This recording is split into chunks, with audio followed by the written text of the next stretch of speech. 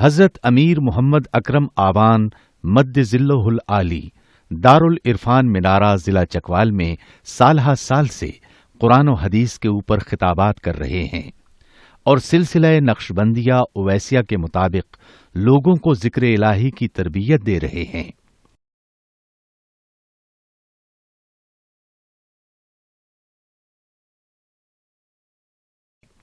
وہ قرآن پاک کی تفسیر ترتیب وار بیان کر رہے ہیں۔ تفسیر قرآن کو وہ موجودہ ملکی اور بین الاقوامی حالات کے مطابق بیان کرتے ہیں۔ موٹر وے سے کلر کہار کے انٹرچینج سے نکلتے ہوئے کلر کہار کی جھیل سے ہوتے ہوئے میانی، بوچھال اور نورپور سے گزرتے ہوئے دارالعرفان منارہ پہنچ سکتے ہیں۔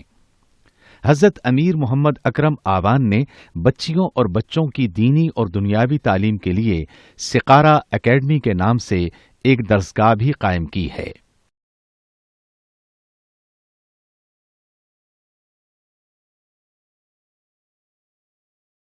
جس کا افتتاح ملک پاکستان کے صدر جنرل محمد ضیاء الحق نے اپنے دست مبارک سے کیا تھا۔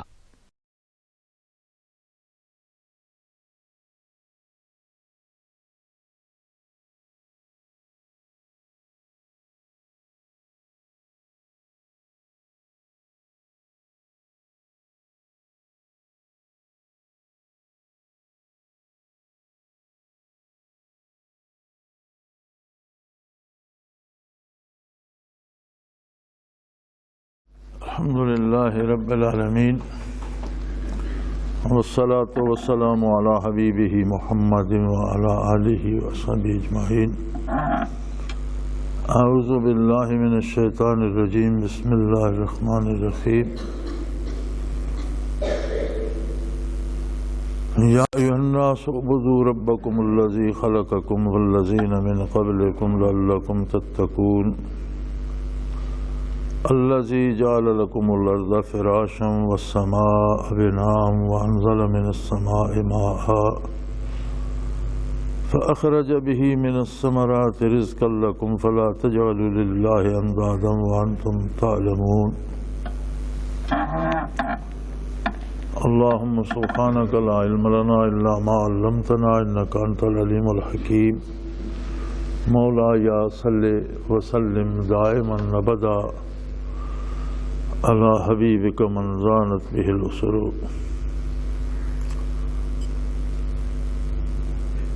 اے لوگو،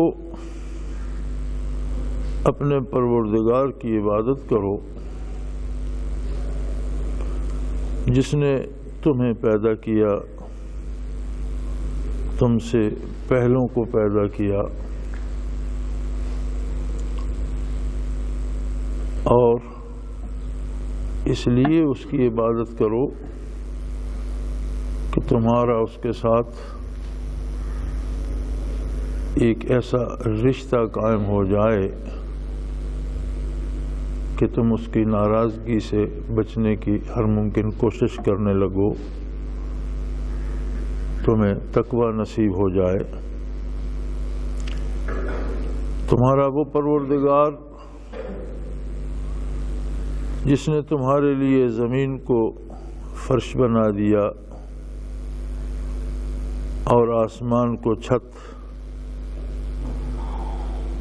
اور اس نے تم پر آسمان سے پانی برسایا، اور اس پانی کی بدولت اس کے ذریعے سے بہترین پھل اور تمہاری غذا کا اہتمام فرمایا، لہذا اس کے مقابلے میں اس جیسا کسی کو مت جانو۔ اور یہ ایسی بات ہے کہ تم خود بھی جانتے ہو، یعنی ہر انسان خود بھی یہ بات جانتا ہے کہ کوئی دوسرا ایسا نہیں جو زمین کو پیدا کرے، آسمان کو پیدا کرے، کوئی دوسرا ایسا نہیں جو بارشیں برسائے اور اس سے طرح طرح کے پھل اور کھیتیاں پیدا فرمائے، یہ اسی واحد لا شریک کی عطا ہے۔ ایک بڑی عجیب بات ہے کہ بعض اوقات تو انسان ایسا بد نصیب ہوتا ہے کہ اسے عبادت کی توفیق نہیں ہوتی، ایک اور انسان ہوتا ہے جسے عبادت میں شغف تو ہوتا ہے لیکن وہ کچھ عجیب طرح سے اپنے ٹوٹے پھوٹے سجدوں پہ یا اپنے اوراد و وظائف پہ فخر کرنے لگتا ہے، اور وہ سمجھتا ہے کہ میں بہت بڑا کام کر رہا ہوں اور میرا تو اب بہت حساب اللہ کے ذمہ نکلتا ہے۔ اس گھمنڈ میں آ جاتا ہے کہ میں بہت نیک ہوں، میں بہت پارسا ہوں۔ سب سے پہلی بات تو یہ ہے کہ عبادت کا مفہوم کیا ہے،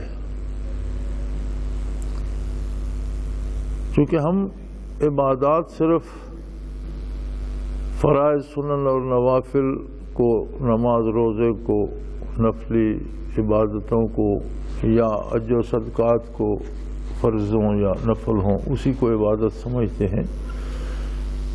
حقیقت یہ ہے کہ عبادت کا مفہوم بہت وسیع ہے، اور جو بھی کام اللہ کریم کی اطاعت کا کیا جائے، اس کی رضا کے لیے خلوص سے کیا جائے، ہر وہ کام عبادت ہے۔ روزی جائز طریقے سے کمانا عبادت ہے، بال بچوں کو حلال روزی کھلانا عبادت ہے، اپنے رہنے کے لیے گھر بنانا جائز وسائل سے عبادت ہے۔ ہر کام زندگی کا جو بھی حدود شرع کے اندر کیا جائے اور اس نیت سے کیا جائے کہ اللہ کریم اس پر راضی ہو، وہ عبادت ہے۔ اور عبادات پر جو سب سے بڑی نعمت نصیب ہوتی ہے وہ تقویٰ ہے۔ لعلکم تتقون، تقویٰ ایک ایسا رشتہ ہے کہ بندے کا اللہ کریم سے ایسا تعلق پیدا ہو جائے، اسے ایسا احساس اس کے دل میں پیدا ہو جائے کہ میرا پروردگار ہر آن ہر وقت میرے ساتھ ہے، میری ہر حرکت کو دیکھتا ہے، میری ہر بات کو سنتا ہے، اور ہر لمحے میری دستگیری فرماتا ہے، ہر دکھ میں میری مدد فرماتا ہے، ہر سکھ مجھے وہی عطا فرماتا ہے۔ اور اس کی نافرمانی سے، اس کی ناراضگی سے ڈر لگنے لگے۔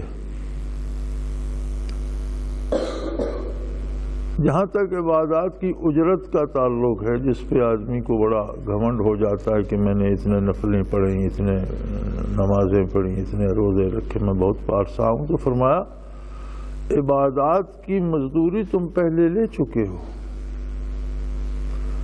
وہ تمہیں اتنا عطا کر چکا ہے کہ اگر تمہیں ہزاروں برس بھی زندگی نصیب ہو اور ہر پل عبادت میں گزار دو تو تم اس نے جو کچھ عطا کیا ہے اس کا صرف شکر تک ادا نہیں کر سکتے۔ اور پھر عبادت کی توفیق پھر اس کی عطا ہے، اس کا احسان ہے کہ اس نے تمہیں یہ توفیق بخشی کہ تم اس کی عبادت کرتے ہو، یہ پھر اس کا احسان ہے۔ تو بخشش عبادات پہ نہیں ہے کہ ہم نے نمازیں بہت پڑھی تو ہماری بخشش یقینی ہو گئی، بخشش اس کے کرم پر ہے۔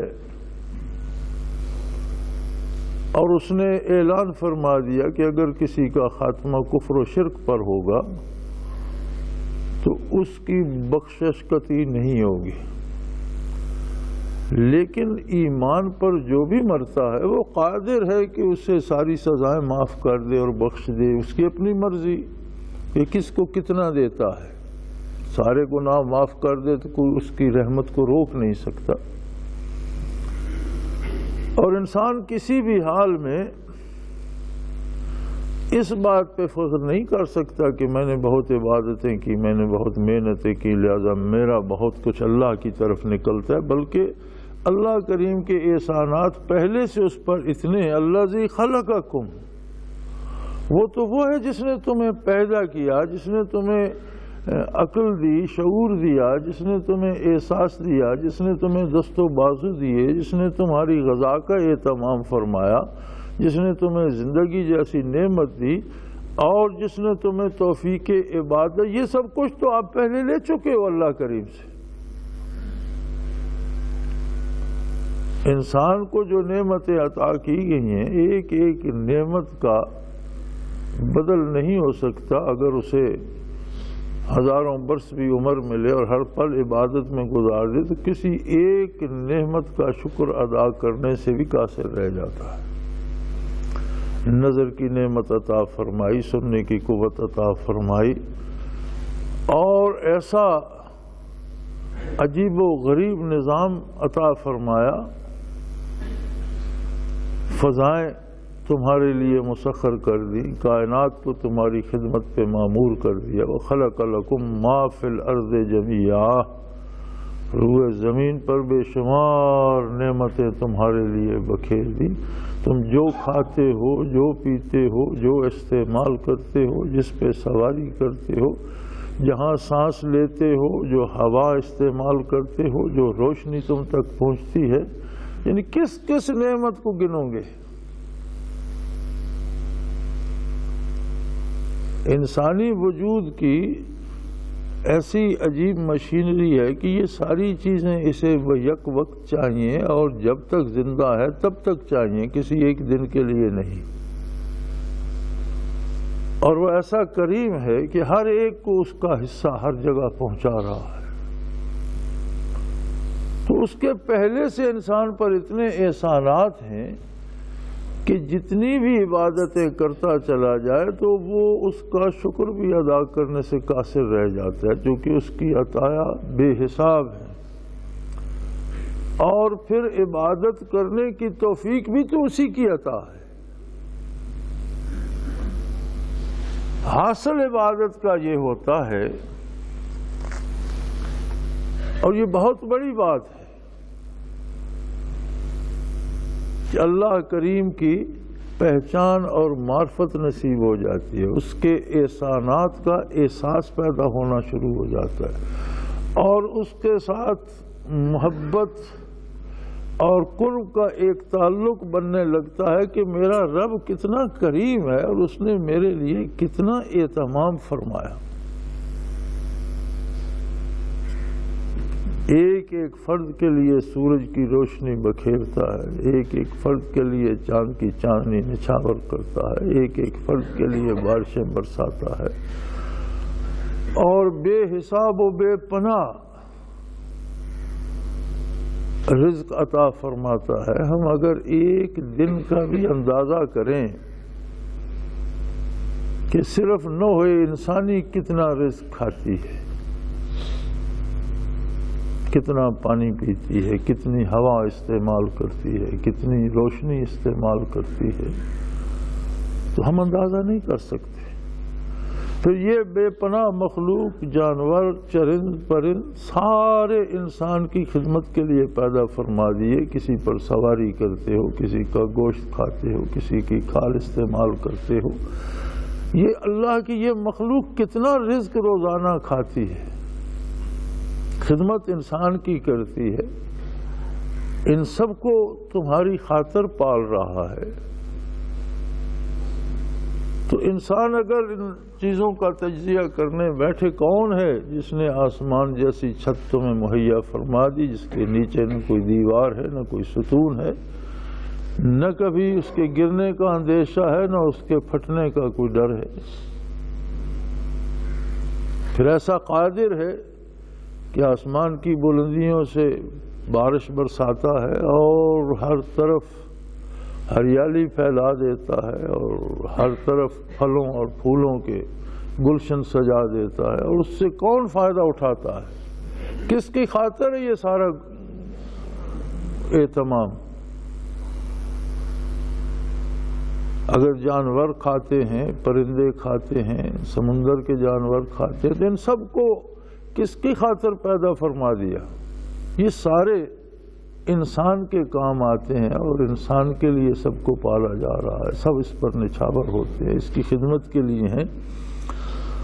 تو فرمایا لوگوں عبادت کرو اپنے پروردگار کی، وہ رب ہے تمہارا، تمہاری تخلیق سے لے کر ابد الآباد تمہاری ہر ضرورت ہر لمحہ پوری فرما رہا ہے۔ اس نے تمہیں پیدا فرمایا، تم سے پہلے جتنے تمہارے آبا و اجداد گزرے سب کا خالق وہی ہے، اور اس کا قرب تلاش کرو۔ زندگی کے معراج یہی ہے۔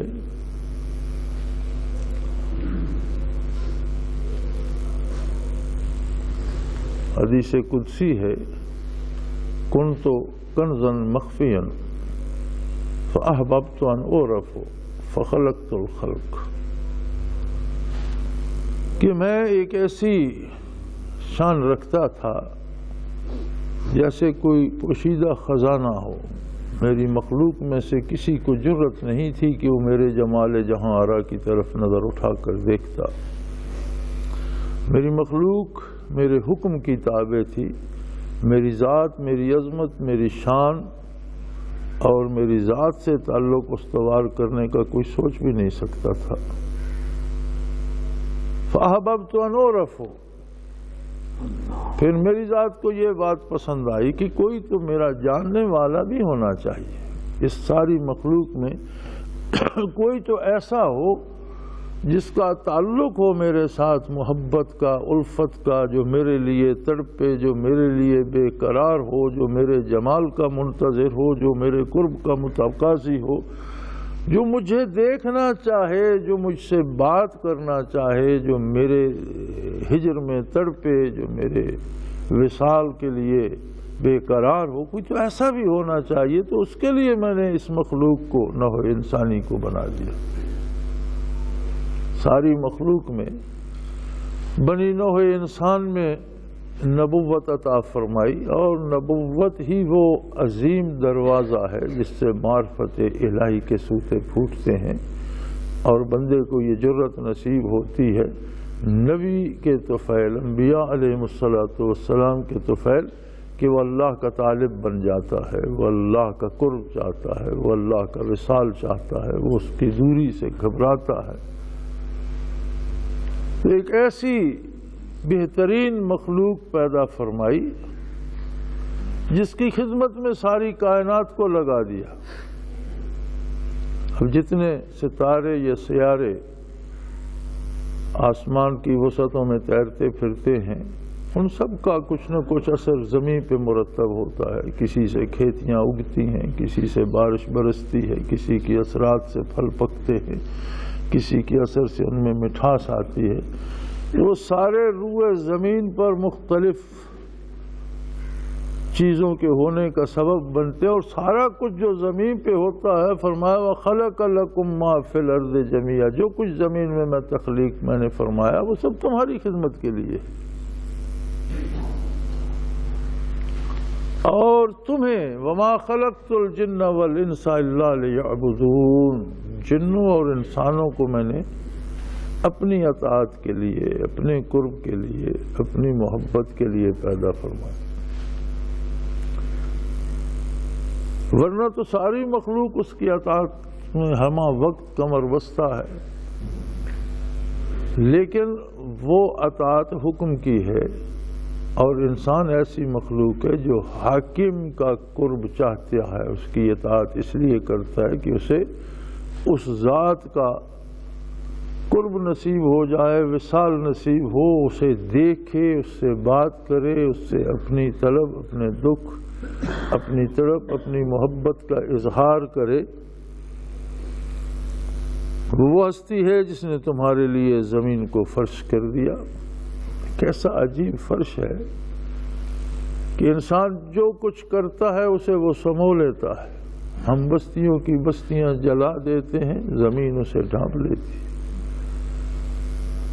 ہم بے شمار غلاظتیں پھیلاتے ہیں، زمین ان سب کو سنبھالے تھی، اس کے بدلے میں ہمیں بہترین اور خوبصورت رزق عطا کرتی۔ آج تک کے دنیا سے گزرنے والے لوگوں کو دیکھو، اگر زمین اپنا سینہ فراخ کر کے نہ سماتی تو کسی کے لیے سانس تک لینا آج کے دور میں ممکن نہ ہوتا۔ سب کچھ سما لیتی ہے، اتنی نرم ہے کہ آپ اسے سوئی سے کھودنا شروع کر دیں تو کھودتے چلے جائیں گے، لیکن اتنی مضبوط ہے کہ سینکڑوں منزلہ عمارت اس کے سینے پہ کھڑی کر دو تو اٹھا کے کھڑی۔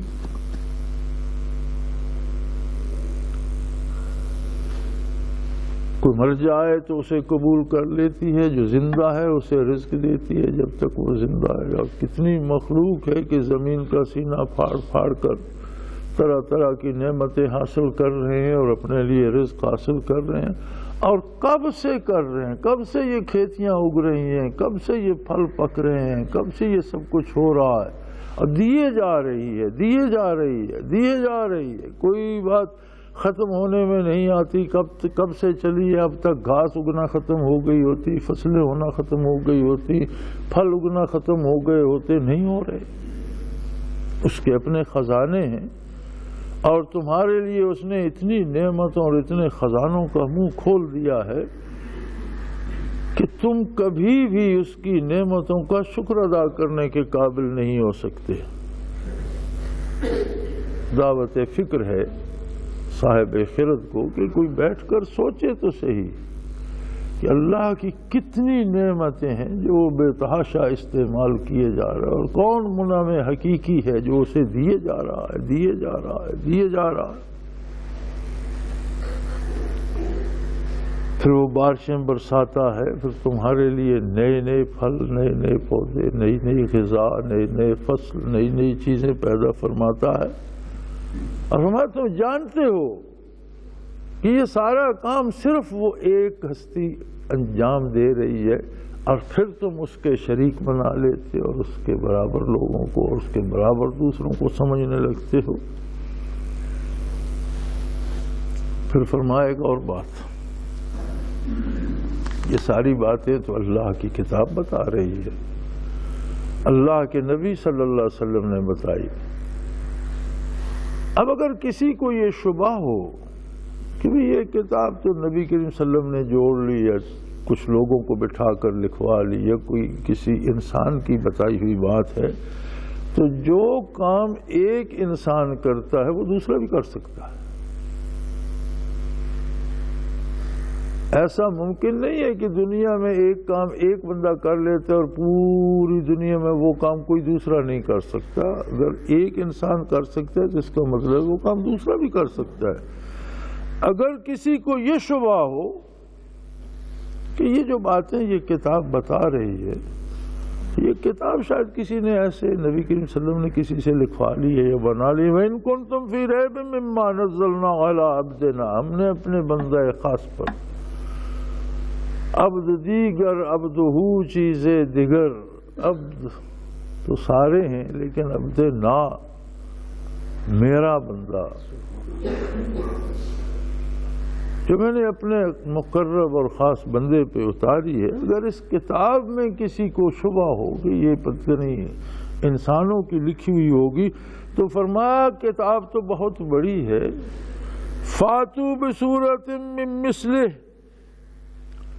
تم اس جیسا عبارت کا ایک چھوٹا سا ٹکڑا لکھ کر لے آؤ، اور صرف تم اکیلے نہیں، وَادْعُوا شُهَدَاءَكُمْ مِن دُونِ اللَّهِ، اللہ کے سوا جتنے تمہارے حمایتی ہیں منکرین کے، جو بھی تمہاری حمایت کرتا ہے، اس میں کوئی بہت بڑا فلسفی ہے، کوئی بہت بڑا ادیب ہے، کوئی بہت بڑا دانشور ہے، کوئی بہت بڑا پڑھا لکھا، سب کو اکٹھا کر لو، اور کوئی ایک چھوٹا سا ٹکڑا عبارت کا ایسا تم بھی لکھ لاؤ جس میں یہ روانی بھی ہو، جس میں یہ حقائق بھی ہوں، جس میں یہ کیفیات بھی ہوں، اور جو ظاہری اعتبار سے بھی اتنا ہی خوبصورت ہو اور جو اپنے اثرات کے اعتبار سے بھی اتنا ہی خوبصورت ہو. اور یہ چیلنج تب سے لے کر اپنے نزول سے لے کر آج تک قرآن کریم میں ویسا ہی موجود ہے. دنیا میں بڑے بڑے عربی دان، اس زمانے میں بھی عرب بڑے بڑے فاضل، بڑے بڑے ادیب تھے، بلکہ عرب میں تو ادب کا یہ مشغلہ تھا کہ انہوں نے دوسری دنیا کو عجم کہا، یعنی دوسرے لوگ تو بے زبان ہیں، زبان سے واقف تو اہل عرب ہی ہیں. اور اس قدر زبان دانی تھی، اگرچہ لکھنا پڑھنا کم جانتے تھے لیکن زبان سے اس طرح واقف تھے کہ بات بات پہ غلام اور کنیزیں بھی شعر کہہ دیتے تھے. آقا نے اگر حکم شعر کی صورت میں دے دیا تو غلام جواب شعر کی صورت میں. آج تک وہ شعر جو ہیں وہ مثالی ہے اور ادب کا خزانہ ہے. فرمایا سارے ادیب، سارے شاعر، سارے دانشور جو بھی اللہ کے علاوہ تمہارا حمایتی ہے، سب کو اکٹھا کر لو اور اس کے مقابلے کا ایک چھوٹا سا ٹکڑا تو بنا کر لے آؤ. کیسی عجیب بات ہے کہ نہ اس زمانے میں کوئی لکھ سکا اور نہ یہ دعویٰ، جھوٹا دعویٰ بھی کوئی نہیں کر سکے جو میں نے لکھا ہے یہ قرآن جیسا ہے، اور نہ آج تک کوئی دعویٰ کر سکا اور نہ کوئی لکھ کر بنا سکا. کیسی قدرت الہیہ ہے اور کتنا بڑا معجزہ ہے قرآن کریم کا. کم از کم میری نظر سے یہ بات نہیں گزری، میں نے کسی عالم سے، کسی لکھنے والے سے، کسی ادیب سے نہ کسی کتاب میں پڑھی ہے نہ کسی سے سنی ہے کہ کسی نے دنیا میں غلط دعویٰ بھی کیا ہو کہ یہ جو میں نے جملے لکھے ہیں یہ ویسے ہیں جیسا قرآن ہے. کسی کو جرأت نہیں.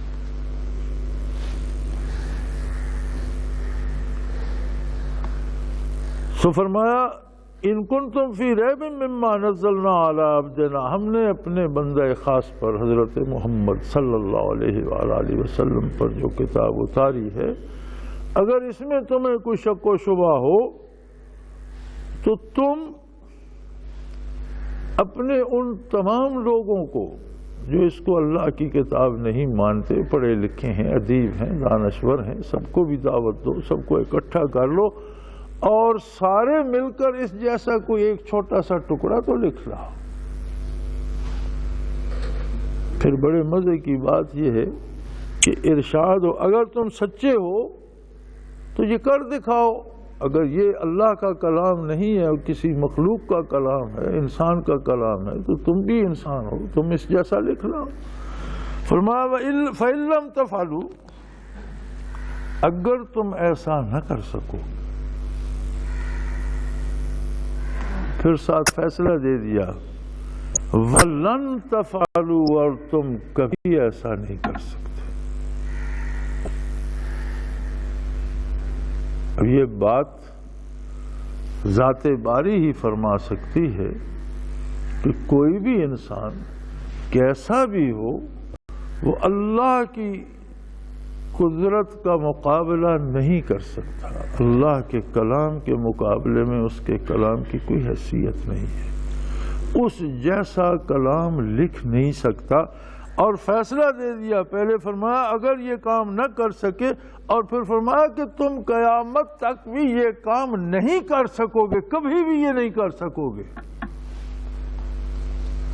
اور جب نہیں کر سکتے تو فَاتَّقُوا النَّارَ الَّتِي وَقُودُهَا النَّاسُ وَالْحِجَارَةُ، تو پھر اس آگ سے ڈرتے رہو جس کا ایندھن انسانوں کو بننا ہے، اور وہ ایسی تیز، ایسی سخت آگ ہے کہ پتھر بھی جلنے لگ جاتے ہیں.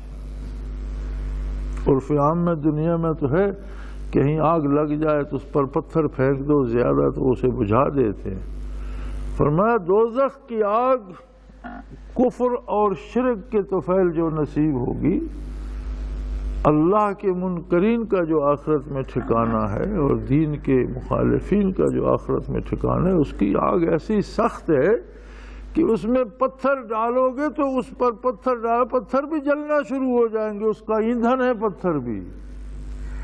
وہ دنیا کی آگ نہیں ہے کہ ایک جگہ آگ بھڑکی، اس پر آپ نے مٹی ڈال دی، پتھر ڈال دیے، وہ بجھ گئی۔ فرمایا پتھر اس پہ ڈالے جائے تو اس کا ایندھن ہی بنتے ہیں، وہ اتنی سخت ہے کہ جو چیز آئے گی اسے جلاتی چلی جائے گی۔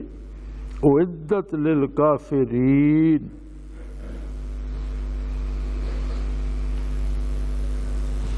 جو کافروں کے لیے تیار کی گئی ہے۔ انسانی زندگی کی حقیقت یہ ہے کہ دنیا میں جو وقت انسان کو نصیب ہوا ہے یہ اس کا امتحان کا اور آزمائش کا دور ہے۔ اللہ کریم نے مہربانی فرمائی، انبیاء مبعوث فرمائے، کتابیں نازل فرمائی، اور پھر آقا نامدار صلی اللہ علیہ وآلہ وسلم نے انبیاء کے سلسلے کو مکمل فرما دیا، اور ایک ایسا نبی مبعوث ہوا جس کے بعد کسی نئے نبی کی ضرورت باقی نہیں۔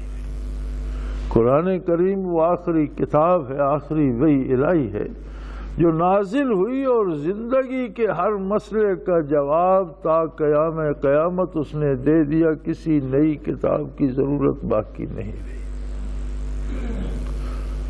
اب نسل انسانی ہے اور اس کے سامنے اللہ کا رسول صلی اللہ علیہ وآلہ وسلم ہے، اور اللہ کی کتاب ہے جس نے اللہ کے حبیب صلی اللہ علیہ وسلم پر ایمان اور یقین رکھا اور دامان نبوت سے وابستہ ہو گیا، اور اللہ کی کتاب کو اللہ کی کتاب مان کر اپنی زندگی کو سانچے میں ڈھال لیا۔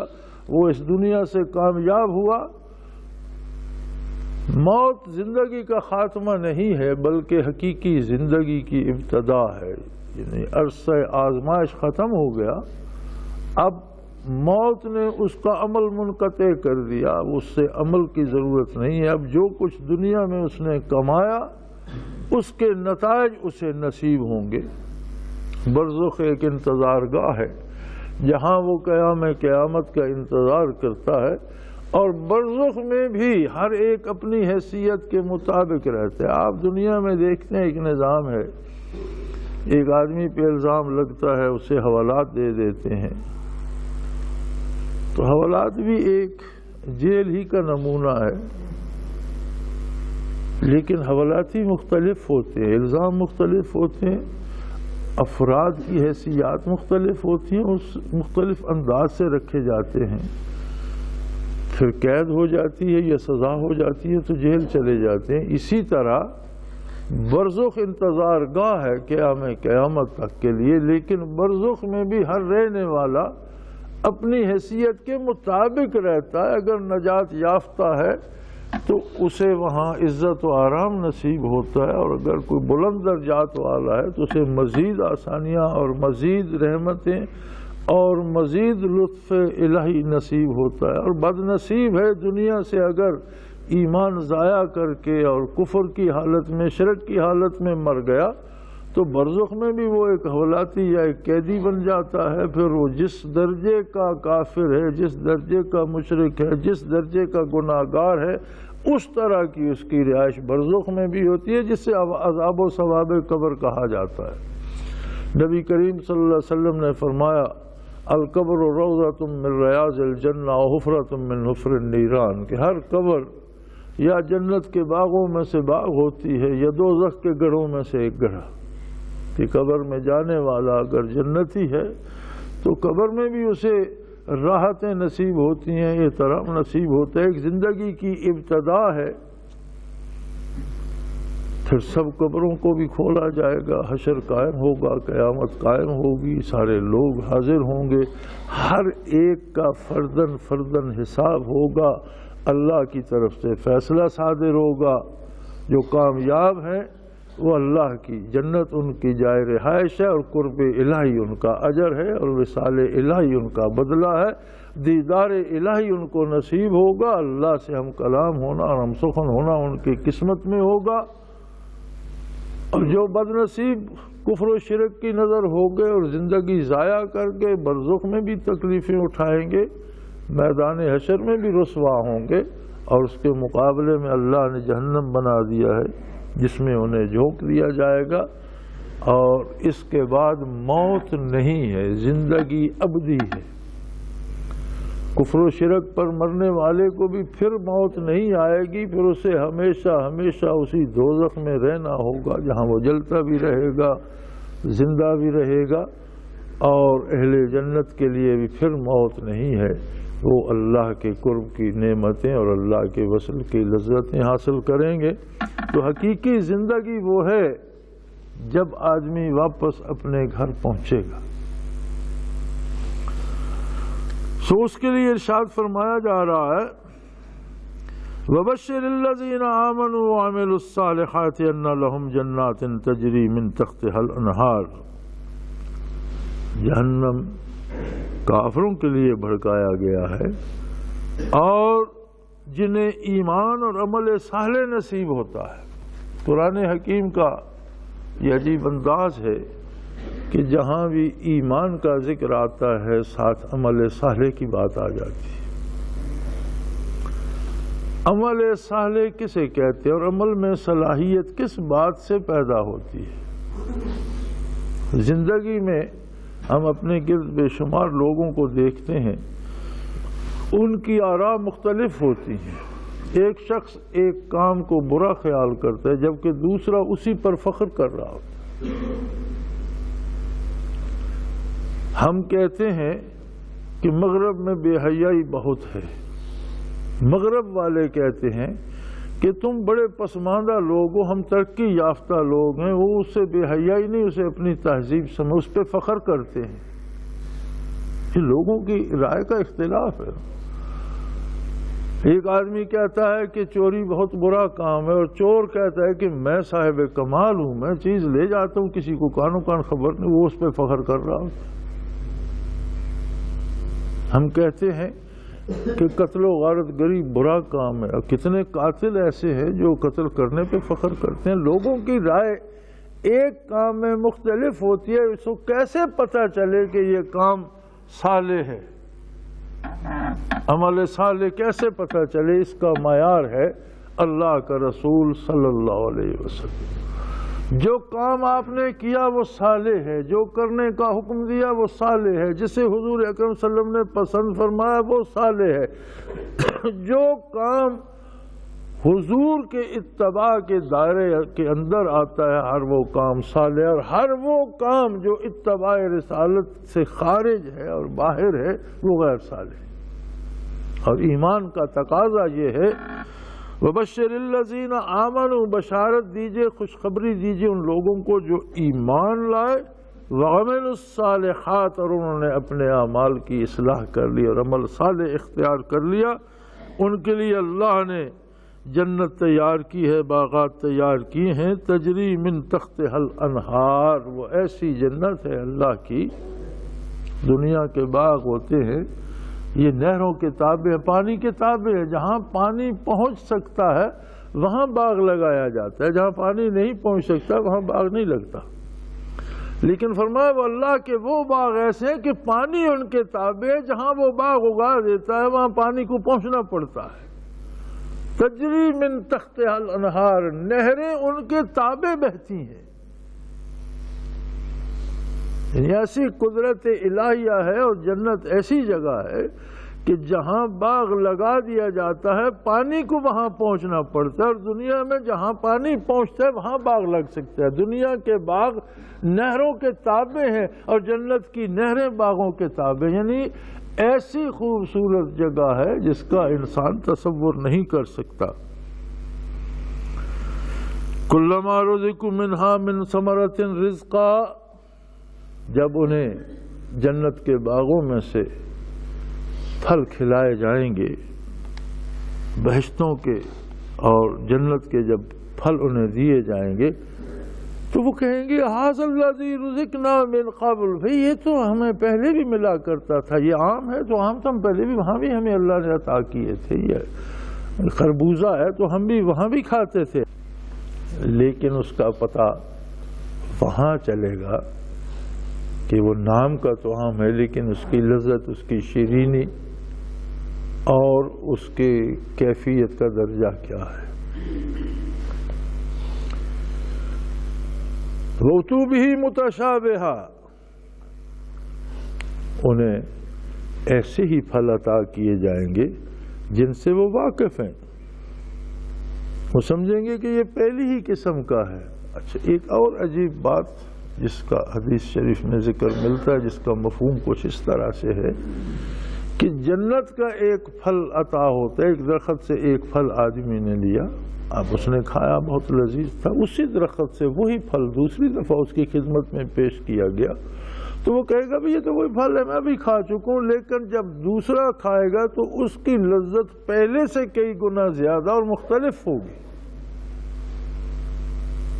اگر تیسرا پھل اسی درخت سے توڑے گا تو وہ دوسرے سے زیادہ لذیذ اور اس کی لذت اور انداز کی صورتاً متشابہ ہوں گے، لیکن اپنی لذت اپنی فرد کے حساب سے جوں جوں اس میں زیادتی ہوتی جائے گی اور بڑھوتری ہوتی چلی جائے گی. وَلَهُمْ فِيهَا أَزْوَاجٌ مُطَّهَّرَةٌ، اور بہشت میں ان کے لیے بیویاں ہوں گی پاک اور صاف. ہم فیہا خالدون، اور وہ وہاں ہمیشہ رہے گی. وَلَهُمْ فِيهَا أَزْوَاجٌ مُطَّهَّرَةٌ، ان کے لیے وہاں بیویاں پاک اور صاف، محبت کرنے والی، پیار کرنے والی، خدمت کرنے والی، ہر طرح سے خوش رکھنے والی ہوں گی.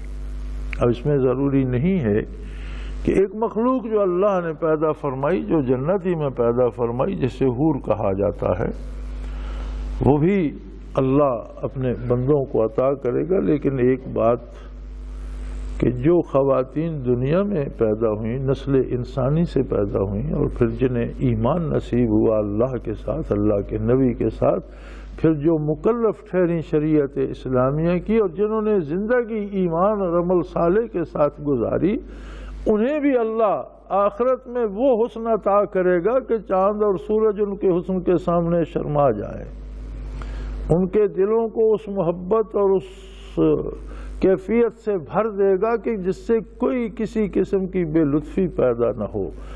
اور جو عورتیں دنیا میں شرعی مکلف ہیں، ان کے درجات کو وہ مخلوق نہیں پہنچ سکتی جو جنت میں ہی پیدا کی گئی. سب سے اعلیٰ درجات ان خواتین کے ہوں گے جو دنیا میں نسل انسانی سے آئیں. جنت کی مخلوق جو حوریں ہوں گی وہ خادمائیں ہوں گی، مومنین کی بھی، مومن مردوں کی بھی، مومن عورتوں کی بھی. ان کی حیثیت ان خواتین کے برابر نہیں ہو سکتی جو دنیا میں مکلف تھی.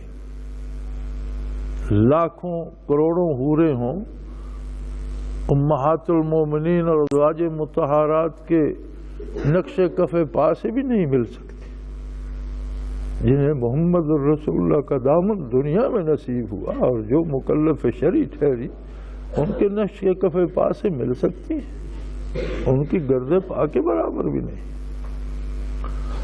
سو جنت کی حوریں خادم ہوں گی، اور وہ خادمائیں ہوں گی مومنین کی بھی اور مومنات کی بھی. اصل مقام و مرتبہ انہی خواتین کو نصیب ہوگا جو دنیا میں پیدا ہوئیں، نسل انسانی سے پیدا ہوئیں، جنہوں نے دامان محمد الرسول اللہ کو تھاما، جنہوں نے دنیا میں اللہ کی عبادت کی، جنہوں نے دنیا میں اپنی زندگی کو شریعت کے مطابق ڈھالا. اگر بتقاضائے انسانی دنیا میں ان میں کسی کے مزاج میں سختی ہے یا کسی کی مزاج میں کچھ اور ایسی بات ہے کہ بدمزگی بھی پیدا ہو جاتی ہے، تو اللہ کریم فرماتے ہیں کہ وہاں وہ بات نہیں ہوگی. ہر ایک کو جوانی عطا ہوگی، ہر ایک کو وہ حسن عطا ہوگا کہ چاند اور سورج بھی اسے دیکھ کر شرما جائیں. مومنین کو بھی عطا ہوگا. جنت میں نہ کوئی بچہ ہوگا نہ کوئی بوڑھا ہوگا، سب کو جوانی اور ہمیشہ کی جوانی عطا ہوگی. اسی طرح خواتین کو بھی جوانی عطا ہوگی، حسن صورت بھی عطا ہوگا، حسن سیرت بھی عطا ہوگا.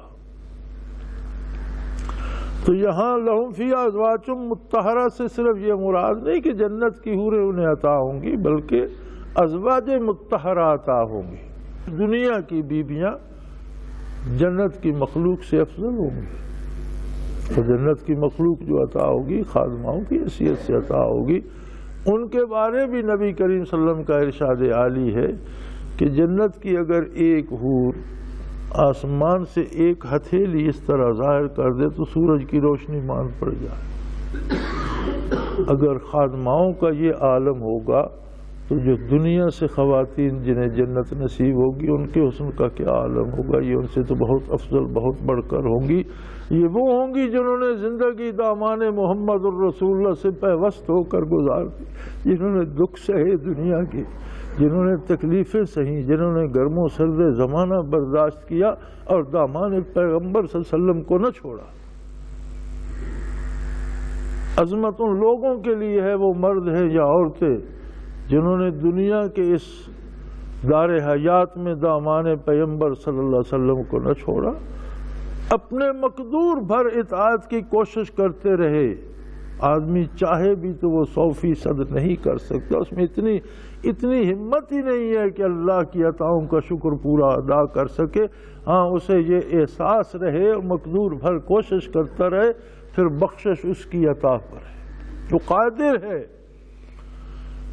کہ کسی کو ایمان نصیب ہو جائے، دل سے یقین ہو جائے اس کی وحدانیت پر، اس کے پیغمبر صلی اللہ علیہ وسلم کی صداقت پر، اس کے کتاب کے حق ہونے پر، تو کوئی عمل بھی نہ ہو تو بخش دے، تو اس کی بخشش کو کون روک سکتا ہے؟ لیکن ہوتا یہ ہے کہ جنہیں وہ بخشتا ہے انہیں دنیا میں توفیق عمل بھی دے دیتا ہے۔ اس لیے بے عملی سے آدمی کو متنبہ ہونا چاہیے کہ اگر مجھ سے دامان شریعت چھوٹ رہا ہے تو کہیں اللہ کریم ناراض تو نہیں، میری بخشش خطرے میں تو نہیں۔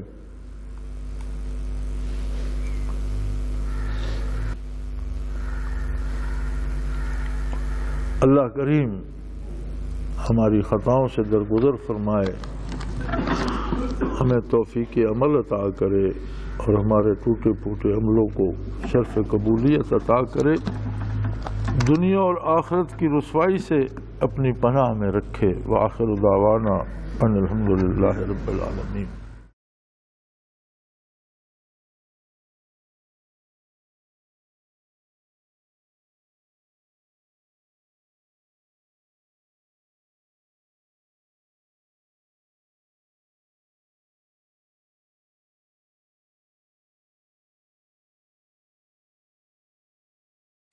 وہ تمام احباب جو اسلام کی طلب رکھتے ہیں ان سے گزارش ہے کہ دارالعرفان منارہ ضلع چکوال میں امیر محمد اکرم آوان صاحب کے خطابات سے مستفید ہوں۔